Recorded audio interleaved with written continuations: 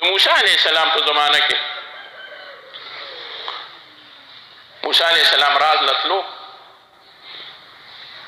او کتاب نه صحیح روایت دی ما اورېدلی هم د دې عالم چې تلو نو موسی علیه السلام ته یو مصیبت زده او پریشان حاله انسان مخې ته شو وی د الله کلام لدی د الله سره کلام کې راز لځي زه ډېر زیات مصیبت زده یم خو ښه خبره مې نه ده لیدلې مصیبتونه دي بیماری دي اولاد کور هر شي کې زما یو پیسه ما سره نشته نوړی ډوډۍ را سره نشته هېڅ شی را سره نشته خیر ده د الله نه وغواړه وایي چې دې انسان له یا الله څه ورکړه موسی علیه السلام دومره متاثره شو چې لاړو زر یې ولې وی یا الله خپلې خبرې به وروستو کوم خو نن در سره د یو بل بنده پلانکې بنده دی ته یې پېژنې خو یا الله زه یې وایم درته چې ما ته دا درخواست کړی چې ته به د الله دربار کې زما دا پیغام ورکې او درخواست وکې پلانکی قبیلې سره پلانکی سړی د پلانکي ځای تعلق ساتي ای الله دومره دومره مصیبتونه دي بیا الله ورته وایي زه خبر یم خو ووایه دا دي الله ورته وایي بلکل همدغه شان ده ای الله د خوشحالۍ یو ورځ په هغه نه ده تېره شوې وی څه وکړم الله ورته وفرمایل وی څه وله ورکړم که څه غواړې وی یا الله نعمتونه ورله غواړم نعمتونه وله ورکړه وی الله ربالعزت ورته وی موسی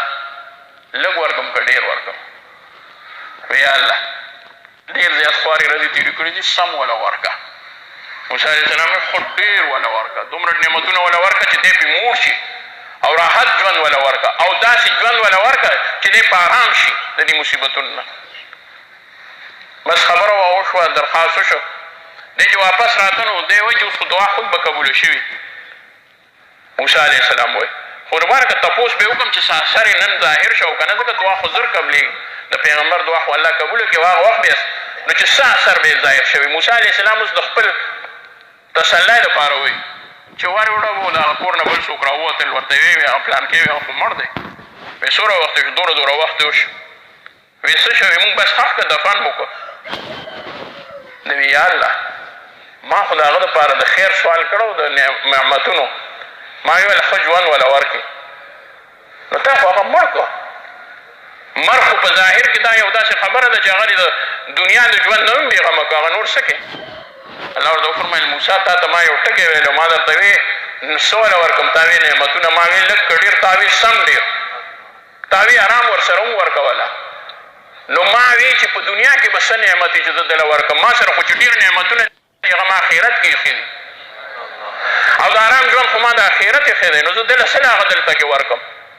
دله که زه ټول نعمتونه ورکړم جنت وله نه ورکوم دلته کې نو ما وی چې راشه چې داسې نعمتونه چې ولې مړ کړم بیا جنت ته داخل کړم اوس که د هغې سړي نه دا تپوس کړی چې مړېږي نو هغه به وی چې نه خو د هغه نه سم د فردوسي هغه اس جوړ کړ فردوسي یو شاعر دی یو بادشاه له به ته قصیده به یې ورته اوروله چې قصیده به یې ووایي نو بادشاه به خوشحاله یو ځل بادشاه دومره خوشحاله شو فردوسي څه غواړي وی بادشاه سلامت وی چې سره فردوسي ما سره یو اعلی نسل اس دی وی دا واخله د هندوستان بادشاه چې څنګه فردوسي شاعر له غریب له خوار له سم خوار پاړه هغه له هغه اس ورکړو نو هغه خو اس راوسته خو ګیر پیر چې ګرځي او هغې پسې هم اشعار وي چې زه نومومم نو تا له به څه درکړم غم خو د دې خبرې دی لکه دې وخت سره چې مونږ پیران و مولان له څوک ګاډۍ راکړي ډریور ورسره رانږدې نو بیا ګرانه شوه بیا چې روزانه په فردوسي دی چې اس راوسته نو اس خو سوونه فردوسي نومومم تا له به څه درکړم یو څومره دې پس چې دی نو اس چې دی خرابېده اخر دا چې مړ شو دی دربار ته پسې تللی و نو چې قصیده ووایي نو بادشاه ورته وی نور خو پرېږده وي اس څنګه دی نو دی وی یوس ورته نو دا اشعار جوړ کړ په هغې کې ووایي وی چې صاحبه دا اس به درته څه ووایم خو دومره تیز و چې په یو شپه کې هغه د اسمانونه پار کړل او عرش مو الله ته ورسېد بادشاه هوښیار ورته وی مړ شه بیا هم مړ شه وی سم ځای ته ورسېد اوس که ورته وایم چې اس مړ شه نو دا به خفه شي خو ښی وی ډېر زیات تیز و که نه دومره تیز و چې په یو شپه کوم ځای ته ورسېد موسی علیه السلام هغه امتي هم د فردوسي اس و ځای ته ورسېد